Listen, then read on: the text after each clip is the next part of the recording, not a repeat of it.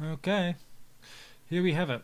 Islam in Kafir-Land. What I'm going to do with this video is just give you a very quick structural outline of the political arena relating to Islam and New Zealand and everywhere else that may have a developing Islamic community and is concerned with the threat of radicalization, which is an inherent threat in any society that has Islam in it. Okay, so there's your country, there's your subset within your country of the people. Ignore the proportions, I'm just going for the principle with this. And there you have it, Islam in New Zealand. Right, now there's a subset of Islam in New Zealand, and this exists to some degree in every country, quite severely in places in Europe, which is the radicals. And the radicals, of course, are the ones that believe in Sharia law, hardcore, honor killings, and all that kind of lovely stuff, and basically trying to live their life like the great example Muhammad, which is what they're supposed to do, follow in Muhammad's example. So that's what the radicals want to do. They want to radicalize the entire Muslim Islamic world to turn them all into them, and they're prepared to do it in pretty vulgar ways through intimidation and, terrorism, infiltrating their mosques and all that sort of thing.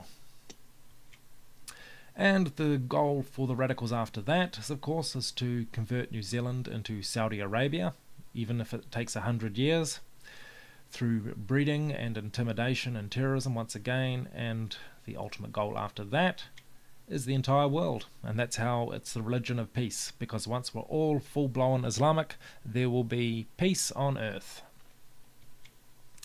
Okay, but there of course is in any country a defense system, which is the politically engaged people who we can describe as anti-radicalization, people like me, as I like to think at least.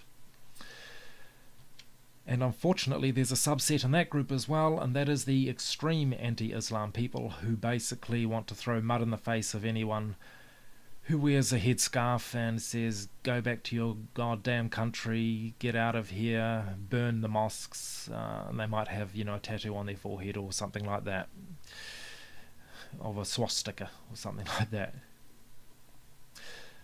Right, and there's another group, the political left, the general political left, fairly benign, economically illiterate, unfortunately, and they're not very good at thinking long term, but they mean well.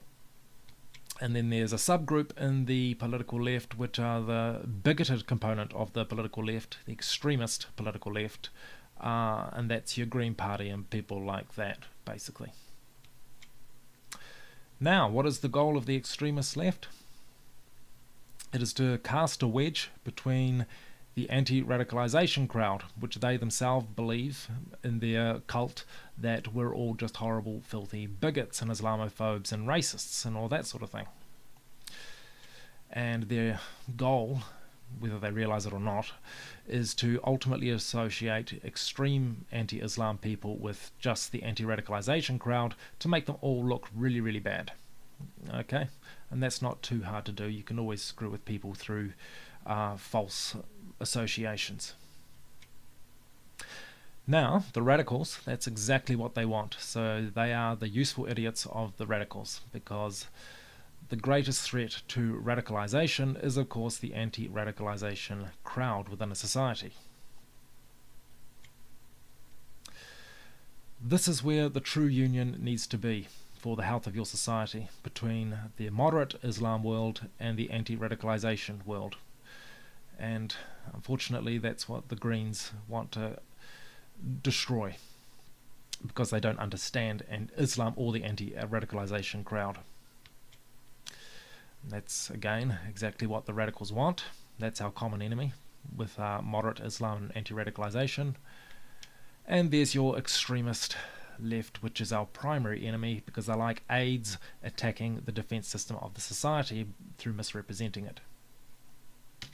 So there they are, guys. There's your extremist left and your radicals, the true enemies. Your primary enemy is not actually the radicals, it's the extremist left, because they are attacking the very defense system of society. Know your enemy.